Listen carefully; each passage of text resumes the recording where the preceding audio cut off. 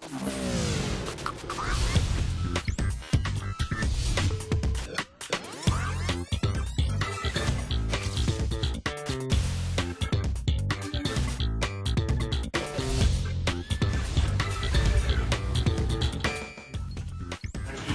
there, I'm Nadine Blaney, and welcome to Media Week. Ahead on the program. For those of you expecting some kind of brawl, forget it, it won't happen.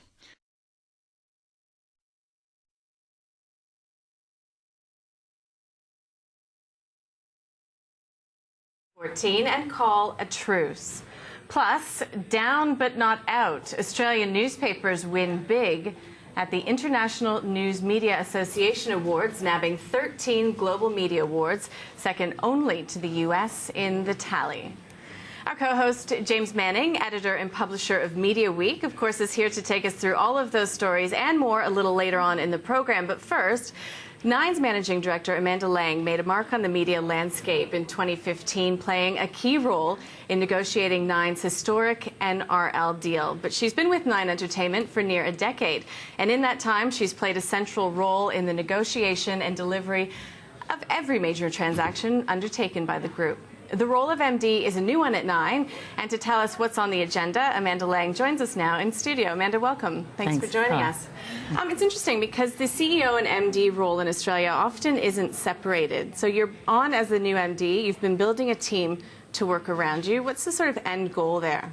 Well, I think, the team that I'm working with mostly is people who are already part of the business. So we've had a few new hires, but really working closely with Michael Stevenson in relation to sort of sales and revenue, Alex Parsons on digital and marketing, and Alexi Baker, who's the head of strategy. So a lot of people who've been with the company for quite some time, as well as some new hires that we've got recently joined us, working more in sort of commercial development and corporate development and strategic initiatives and partnerships.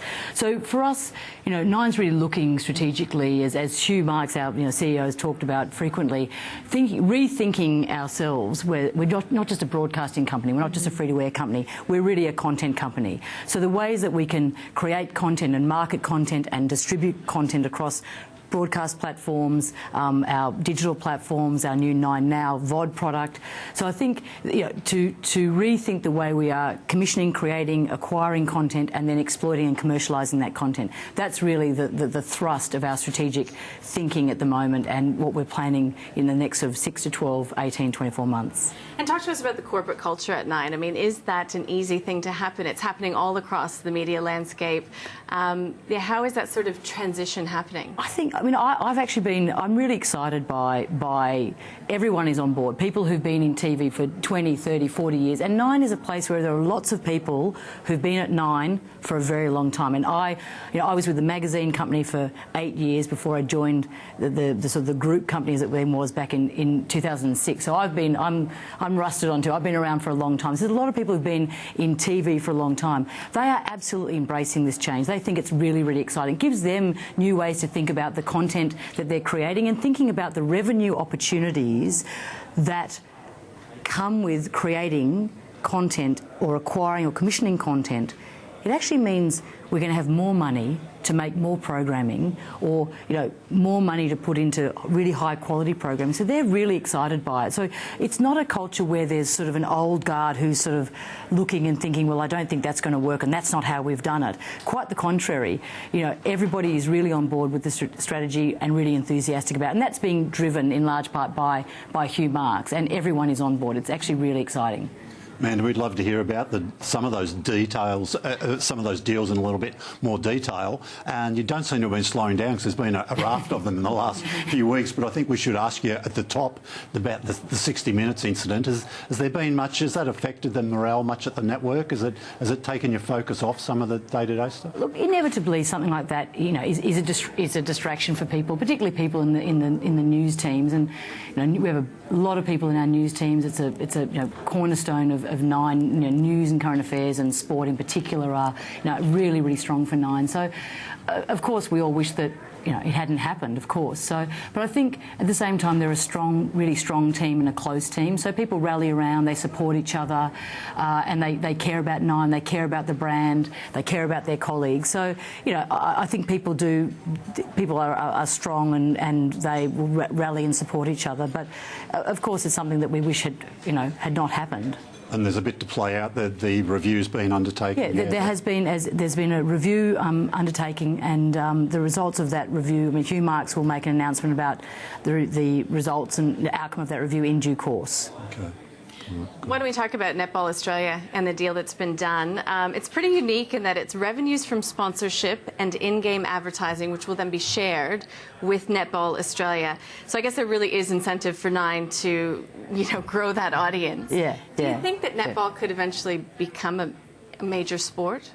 Absolutely. I mean, absolutely. I think from our perspective, I use the phrase at the announcement, but really it's the way we've been thinking about it. It is the sleeping giant of Australian sport. When we've done a lot of analysis and looked at a lot of the non-sort of AFL, NRL, cricket, sort of tennis, of all those other sports, where is their real potential? And for us, netball was the obvious choice. Absolutely massive participation base. You know, I think there's 1.2 million Australians who play it. Then there's all the families and the communities and the clubs that are associated with that. Incredible athleticism. We're the world champions. You know, it is one of the few leagues where truly this league will be the best in the world. It's not a sport that suffers from a perception of, you know, if you're the best, you're not in Australia, you're playing overseas. This is the best league in the world. There will be players from overseas who come to Australia to play in this league. So massive participation base, incredible athleticism, and also just a little bit of the zeitgeist of females, you know, female sportswomen, the success of our individual female sportswomen, as well as our incredible sports teams who are world champions in any number of sports, continually and have for some time been, you know, hitting it out of the park, often getting championships long before the men's team have. Of course, the commercial opportunities haven't always been there. They haven't followed the actual on-ground success. But so it had all of the elements to make it a major sport. So both the audience, a growing profile in women's sport and female sports people. So the interest is there, and brands and advertising want to be where their interest is. They want to talk to the demographics that play the sport, are participants in the communities, and who are watching that sport. So it had all of the ingredients. But what it's never had is prime time. So it's been Sunday afternoons on 10. We genuinely believe by giving it, we double header on prime time, you will see the explosion. That's what's really going to excite the sponsors, I think, the demographic potential of it. Yes. The prime time. Just let me ask quickly too, was there a few people sniffing around that, or was it something you initiated? Look, Netball Australia went to market with their product, and they went to market with a refreshed and renewed league idea. So a different structure, not a trans-Tasman. So eight Australia only. So you get those derbies, you get that fierce tribalism, this, you know, Sydney v Melbourne. That. So they had a fresh idea about the league, and that's what they went to market with. So they didn't go to market looking for a completely innovative structure necessarily, but it soon became apparent to us that to make it work and to give it what it needed to go from here to here, which is that prime time, you needed to rethink the structure. A traditional structure where you pay a rights fee and then you try and recover it through ad spots and broadcast integrations on a sport that there wasn't enough money and eyeballs around to share it around between 2 or 3 different rights holders.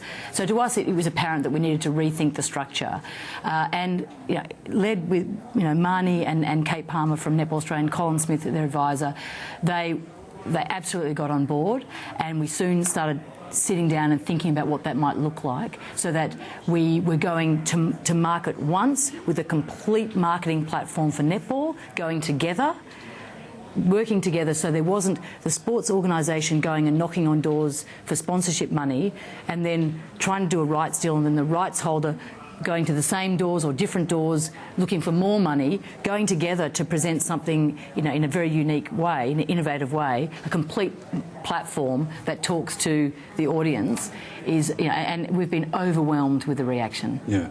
Yeah, good. And there was also a Telstra component of that deal as well. Yeah, so Telstra's been on board. Yeah, and what has sort of the reaction from perhaps other sporting bodies been to the innovation that's come about with Netball Australia? I mean, very interested to know how they got it. I think a lot of them see it as a real opportunity, and that's the way they're going to need to, because they either have their sports being played out on YouTube, only some games produced, because production costs are really a great barrier. It's very expensive to produce sport. It's very expensive to produce sport really, really well. So for most sports, that's the real barrier, trying to find someone to fund the production. And then effectively what was happening previously with netball is they were effectively paying to have their product on free-to-air television. No sport wants to be in that position. So other sports have really been interested, and the reaction from the existing sponsors and advertisers who've had a relationship with netball, as well as others who come literally come knocking on the door saying, we would love to be involved. We're really excited. Another sport you had your hands all over was the NRL deal. Now, did the deal last year? Doesn't come into effect till, is it next year? Or was it 2018? 2018, so it's still got a while. So there's some changes. There was a few interim changes. Like this year, you on-sold some of the live rights to Fox Sports. Next year, Fox Sports get a dedicated NRL channel. Seems to have been a little bit of audience shift from Nine to Fox Sports. Has that been concerning, or has the money you got compensated for that? Oh, absolutely. No, we obviously were aware that with simulcasting of all of our games, there would be some impact on our audience.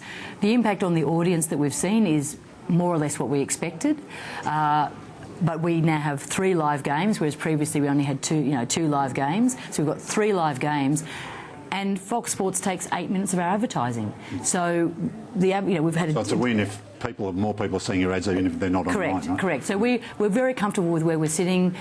Where the impact on the viewing is. For the Friday night game and Sunday is more or less what we expected. But in fact, for us, if you look at the Friday doubleheader that we always had, and you look at those ratings compared to the ratings we're having with the Thursday live game and a Friday live game, we're actually up.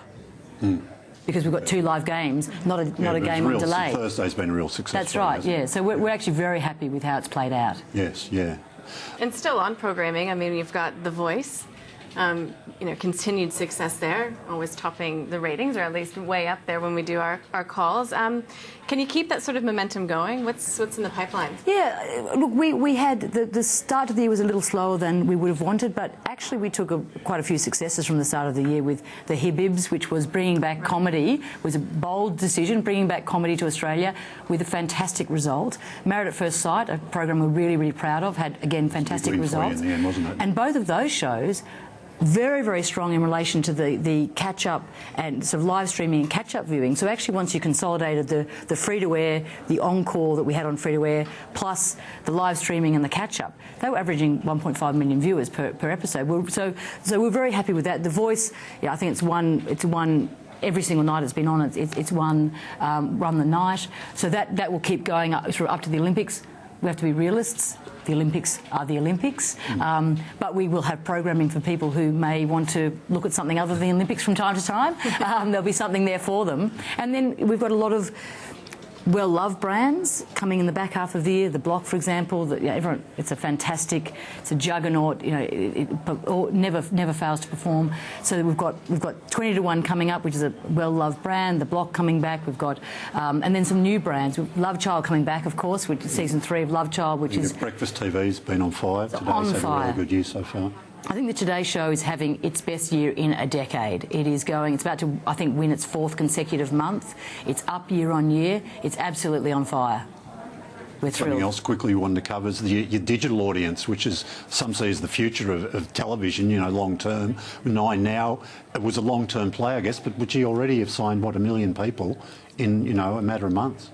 It's been really interesting. I mean, to have 1.2 million. Which I'm guessing is ahead of your business plan. It is ahead of the business plan, and then learning about what people's habits are. That's part of it. When are people going there? What sorts of content really drive people to catch up and to live stream, and then to go back and look at past episodes or past seasons.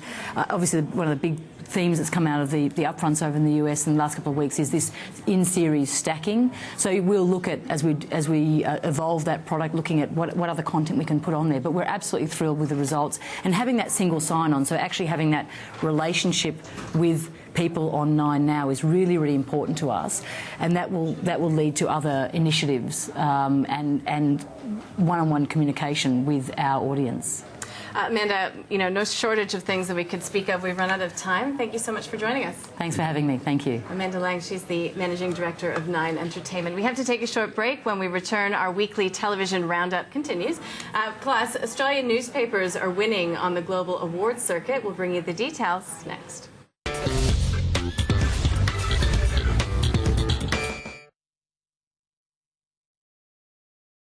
Save up to 40% at bars and restaurants and get last-minute deals with Clip. So instead of paying this, you could pay this.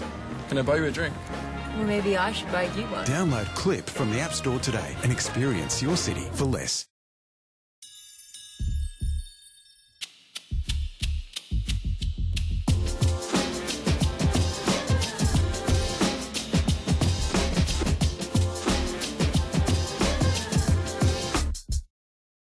In 1 hour, you and your family will be forced to flee your home. In 2 hours, in screaming crowds, you will lose your child. In just 1 minute, you can help, and we urgently need you to. Girls like Monica need you. She has seen horrors no child should see. Horrific screams haunt her. Escaping his living hell, Joseph lost his mother. Lost grip of her hand. He's scared he'll never see her again. Please give $20 a month to help those who have lost everything. These families have done no wrong. When people have nowhere left to run, UNHCR protects them. When children feel no one cares, we help them. We make sure they get food, water, medical care. That can be the difference between life and death. Please call 1300-662-959 now. Give $20 a month to help those who have lost everything. When you're selling a property, getting the right agent can mean more money in the bank. But how do you find the agent with a proven record of selling well above the reserve? Don't stress. Let Agent Research do the hard work for you. Our free personalised service will find the best agents in your suburb for you, so you can sell with someone you trust and get the maximum price with minimum stress. I want top dollar. I want buyers fighting over my property. The wrong agent could cost me thousands. Agent Research is a better way to find the right agent with local knowledge, because the research is already done. It's a 100% free service for sellers with no obligation whatsoever that provides you with a personalised shortlist of the top 3 local agents, so you can sell your home with confidence. If I'm going to sell, I want the best agent. I want offers. Big offers. If you're ready to sell, find an agent who'll get you the best result. All it takes is a quick chat. Just call 1300 622 732 or go to agentresearch.com.au. Getting the Pollies to agree to this week's Paul Murray Live has been no mean feat, but we're going to South Australia. Will those billions of dollars to build submarines save the Liberal Party, or is Nick Xenophon about to wipe the table? We'll find out by going to the seat of Hindmarsh. It's a place the Libs desperately want to hold on to, but Xenophon thinks he's a massive chance. What's going to happen? We'll get marginal seat MPs, we'll get questions from normal people, and hopefully make some news. So join us for the best roadshow in the business, Paul Murray Live on Sky News Live.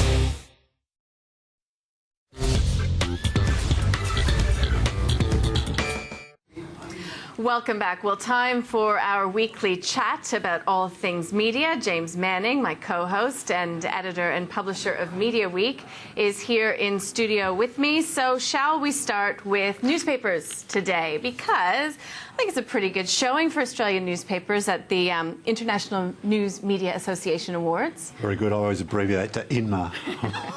Sure. Yeah, look, we won 13 awards, which is good. I think New Zealand actually won the main award, so good on them. But yeah, Australia took away 13. News Corp won most of those, and I think Fairfax got a couple. We'll muzzle reference Mark Hollins again for the 3rd week in a row. Our guest who was on a fortnight ago, he was there in London. I was going to say, you know, we've had this theme going, and it's all pointing to pretty good things for the Australian newspaper sector. Yeah. In a way. Yeah. So yeah, it's good. You know, we're sort of best class in the world in lots of categories, and stuff like this just goes to prove it.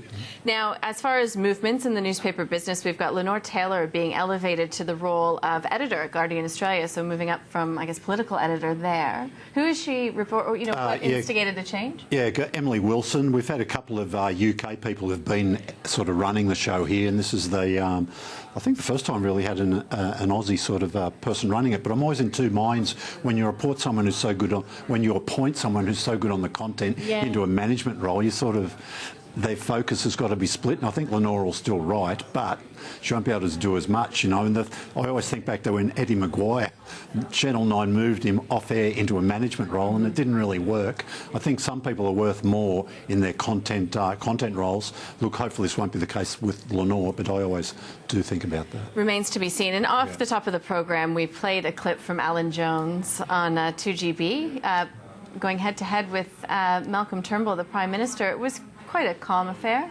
It was, yeah. I think people, and Jones said at the start of the interview, look, anybody expecting a blow-up, you're not going to get it today. And he was true to his word. It was very sedate, you know, very calm, reflective of how the campaign was going.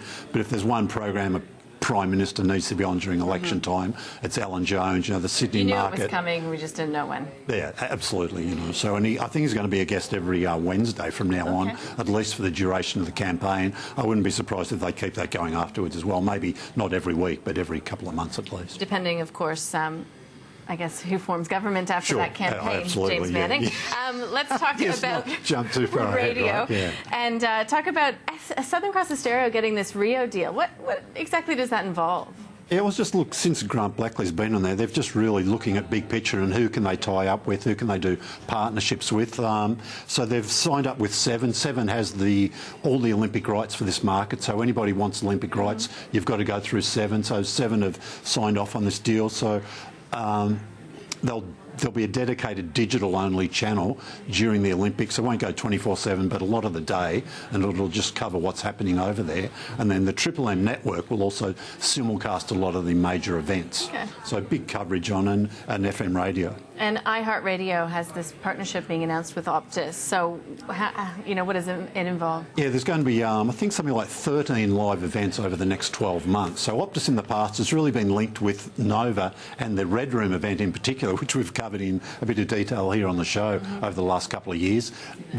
Optus has pulled out of the Red Room for this year. Qantas has taken over that sponsorship, but they've jumped into bed with iHeartRadio, which is part of the ARN network. So it's Gold, it's the KISS brands, and they're really going to devote some of their revenues there, and they find it's really good. It associates their mobile audience with those music acts. Well, Mamma Mia, I guess, is defending its global domination, or advancing its global domination. 8th podcast.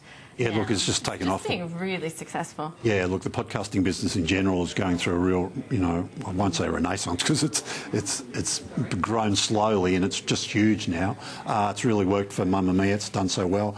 Robin Bailey and Rebecca Sparrow are going to host this new, it's called The Well, and it's sort of going to explore the whole wellness movement, if you like, about, you know, feeling better, how you sort of look after yourself. Cha-ching, winning on two fronts. Okay, talk about magazines quickly, because we do have the Pacific Magazine's digital rollout continuing. Yes, look, magazine business is trying to transition from print, which they see, look, there's a limited lifespan left, so they really want to, at the same time, offer a digital audience something. And yeah, Better Homes and Gardens, a new idea. Their two biggest brands, they've completely overhauled the websites for those, and just makes it a better digital experience for an audience that has stopped buying the print copies. And of course, we're looking forward to getting the 2016 BRW Rich List out as well. Yeah, look, that comes out just before the weekend. Gretel Packer, look, the families in general, there's wealth spreads through the families, but Gretel Packer in particular has come out of there, something close to $800 million they've got her valued at. Yeah, I always like looking through those. Okay, let's take a look at TV ratings for week 21,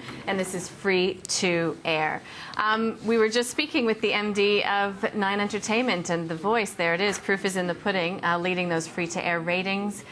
Followed by some of those news programs. Yeah, 3 of the top 5 there for Nine, so they'd be very happy with that. Yeah, certainly so. If we can just flip on to the next page, we start to see where MasterChef comes in. It's been Nigella week this week. Yeah, it'll be interesting to see how that fares next week. Yeah, look, it's doing very well for 10. Those ratings so far this week for a MasterChef been fantastic. 10 was the #1 network in Melbourne on Wednesday night, so yeah, Nigella's really having a good effect. Subscription television, AFL and NRL in those.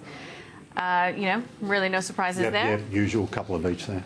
and non-sport on subscription television. We've got Game of Thrones, Gogglebox. It just appears as if this is a repeat. Yeah, look, Gogglebox, that's the penultimate episode. The last episode's on this week, so that'll be a little bit of a break before it comes back later in the year. And we didn't have a chance to speak with Amanda Lang about the all the affiliate deals that have been happening as of late. And of course, we've got Win securing the affiliate deal with Network 10. Now, some in the marketplace saying, look, this could impact revenues in the short term, just as they work out all of these finer details. I mean, how big of an undertaking is this to switch some of these long-held alliances? Well, it's a big deal, but no, Win had nowhere else to go, really, did they, after Southern Cross Austereo or Southern Cross Media linked up with Nine. Win really needed to get a deal with 10. They've been able to do that. Yeah, look, but the regional ratings for 10 haven't been great, so there's some real upside, I think, for Win there. They'll have to really carefully look at how their commitment to local news, will they be able to find a time slot in the 10 schedule for that? But some of the key properties that Win will be able to take to market, things like MasterChef, which we just saw on the chart, Offspring's coming back soon, there's some big brands there that I think the 10 salespeople will really like to get their teeth stuck into and take it out to market. Now, Amanda Lang, the MD of Nine Entertainment, also alluded to those US upfronts. What were some of the big themes coming from there? Yeah, look, a lot of key dramas, a few sitcoms, but dramas seem the big attraction. It's interesting that Nine's really pulled out of that market. They don't have any more output deals. Both 10 and 7 have been talking about their new shows this week. Real silence from 9 on that, because they just don't see it as a good way to invest their funds. Both 7 and 10 are still spending to some degree. 10 has got some output deals where they get a bit of stuff, but 9 really playing in a different field now. Okay, James, we've run out of time. Pleasure as always. Okay, great. We'll see you next Thanks, week. Nadine. Thank you for your company. From all the team here, we'll see you next week.